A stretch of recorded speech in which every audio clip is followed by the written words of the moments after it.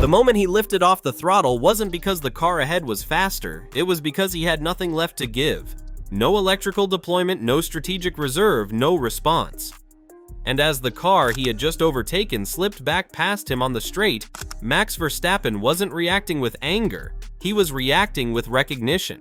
Because this was exactly what he said would happen. Not last week, not this season, but almost 3 years ago.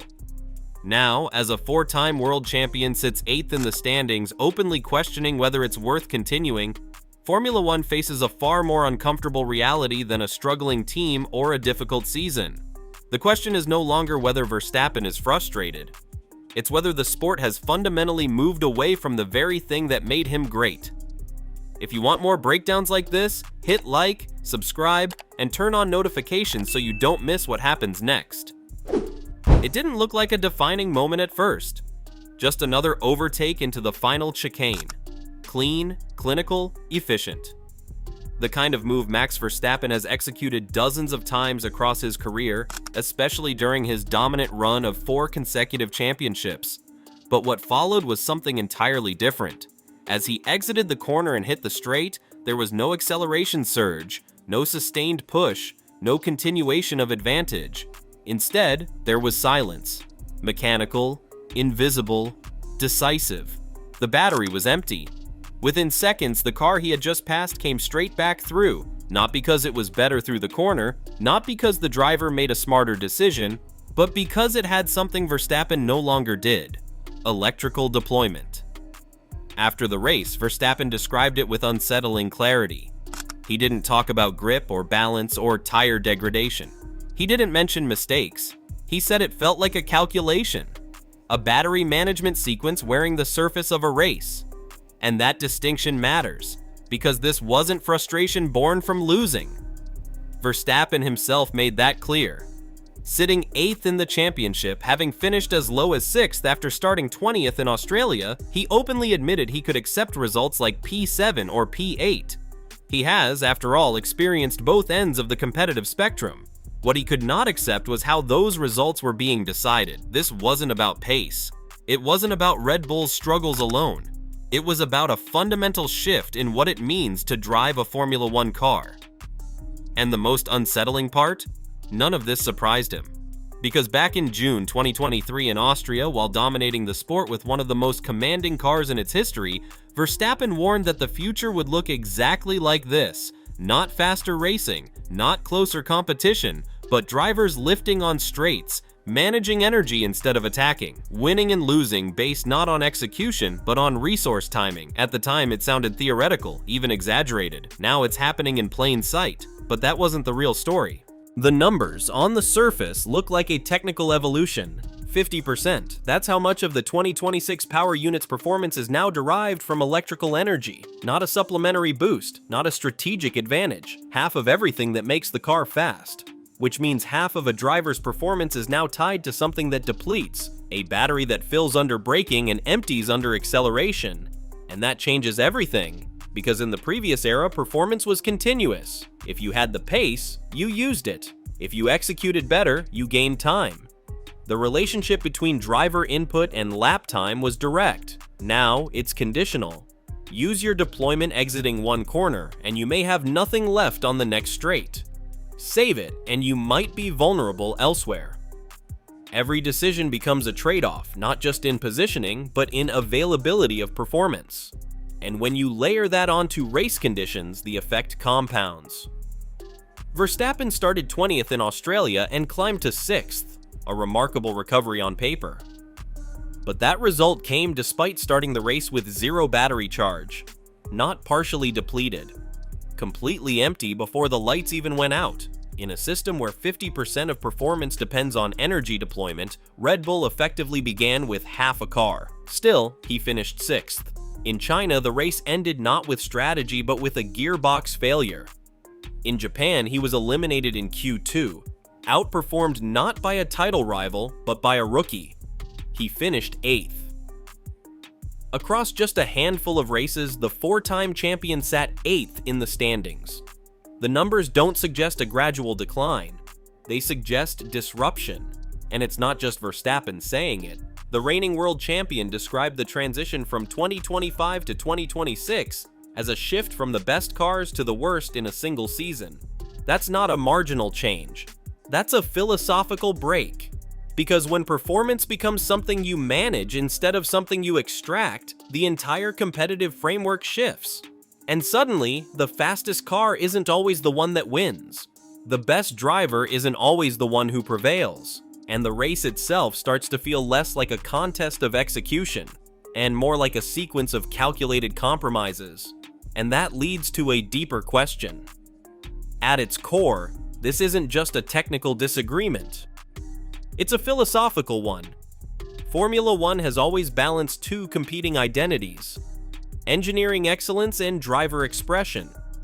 The best eras are those where the two align, where the machinery enhances the driver's ability to push to the absolute limit. But in 2026, that balance appears to have shifted. The introduction of a 50-50 split between combustion and electrical power wasn't just an efficiency decision.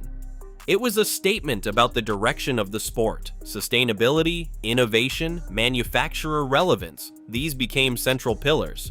And from a technical standpoint, it makes sense. But from a driving perspective, it creates friction.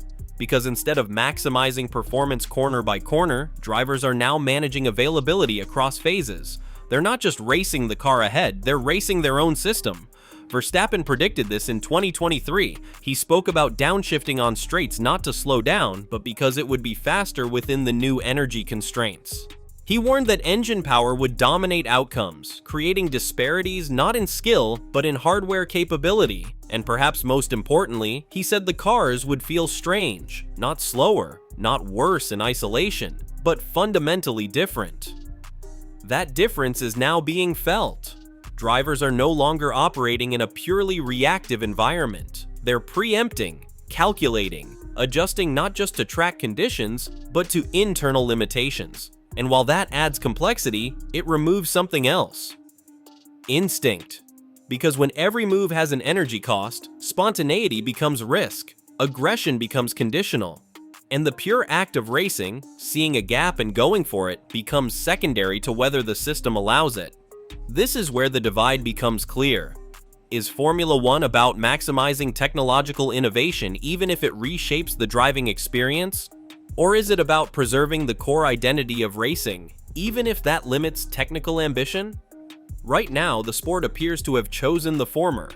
And for drivers like Verstappen, whose entire approach is built on extracting absolute performance in real time, that choice creates tension, not just with the car, but with the purpose of competing at all. And that tension doesn't stay contained within engineering philosophy. It starts to show in something far more human. When you bring all the threads together, the picture becomes clearer. This isn't about a driver reacting to a difficult season. It's about a driver confronting a version of the sport he no longer recognizes. Technically, the cars are more advanced, more complex, more aligned with future industry trends. But complexity doesn't always translate to engagement, and innovation doesn't always preserve identity. Verstappen's criticism isn't rooted in resistance to change, it's rooted in the nature of that change. He warned that the cars would become dependent on energy cycles rather than continuous performance. That engine power would outweigh driver influence, that the experience itself would feel different. And now, those elements define the current era, which means the turning point isn't a race result or a mechanical failure. It's validation. Everything he predicted has happened. And when prediction turns into reality, the conversation shifts. It's no longer hypothetical, it's experiential. And that changes how decisions are made, because leaving in response to uncertainty is one thing. Leaving in response to confirmation is another. The former can be reconsidered, the latter is harder to reverse. And that's where Formula One finds itself, not reacting to a sudden crisis, but confronting the outcome of a direction it chose years ago, a direction that now places it at a crossroads.